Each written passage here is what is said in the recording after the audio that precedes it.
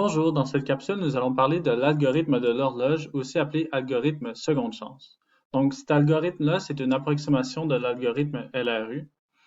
Donc, les pages en mémoire sont enregistrées dans une liste circulaire qu'on appelle horloge.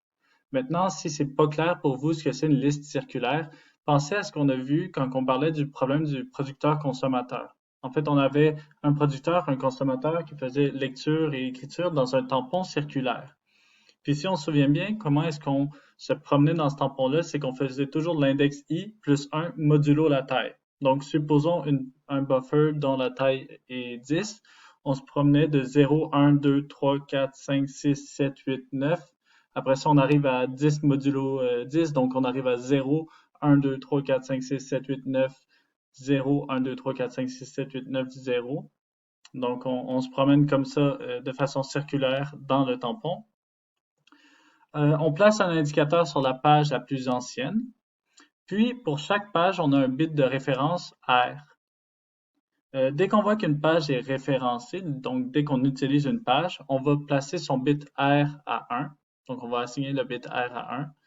Lorsqu'on veut retirer une page, donc lorsqu'on a besoin de faire un remplacement, on va parcourir la liste circulaire en commençant par celle pointée par l'indicateur qu'on a mentionné au deuxième point, donc l'indicateur de la page la plus ancienne. Puis on va trouver la première page dont le bit R est égal à 0. Lorsqu'on parcourt cette liste circulaire-là, on va mettre le bit R des pages consultées à 0. Donc, la première page rencontrée ayant un bit R à 0 est remplacée par la nouvelle page. Le bit R de la page ajoutée est alors initialisé à 1. Donc, il y a une variante de cet algorithme qui tient compte du bit de modification des pages, M, mais on ne va pas en parler dans le cours. Donc, ici, on a une petite illustration. Donc, supposons l'état suivant. Donc, on a l'horloge ici qui pointe ici au départ. Donc, on se situe ici. On voit que le bit est à 1. On est OK, c'est bon. Le bit est à 1. On va passer à la page suivante, qui est celle-ci.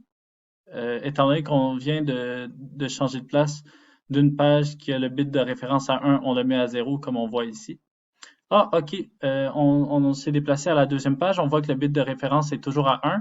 C'est bon. On passe à la prochaine page. On met le bit de R de la page précédente à 0. Puis là, ouf, on arrive à une page dont le bit R est égal à 0. Donc, c'est celle-ci notre victime. Donc, c'est tout pour la démonstration de l'algorithme de l'horloge. J'espère que ça a été utile. Puis, je vous souhaite une bonne journée, puis à la prochaine.